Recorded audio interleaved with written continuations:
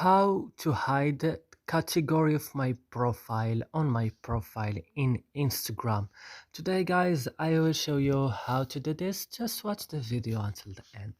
You go first and you open your Instagram. After this, when your Instagram is up, and then you go down and open your profile. Then when your profile is open, as you see, you go on this three line and click.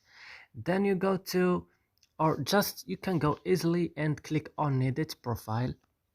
Then you go to category.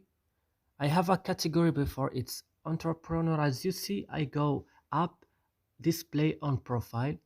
I will just turn off this option, display on profile, by clicking like that, and that's it. It will not show my category to people. And when I finish, I will just click save and click save again. And now as you see, I can't see my category, and no one can see my category of my account.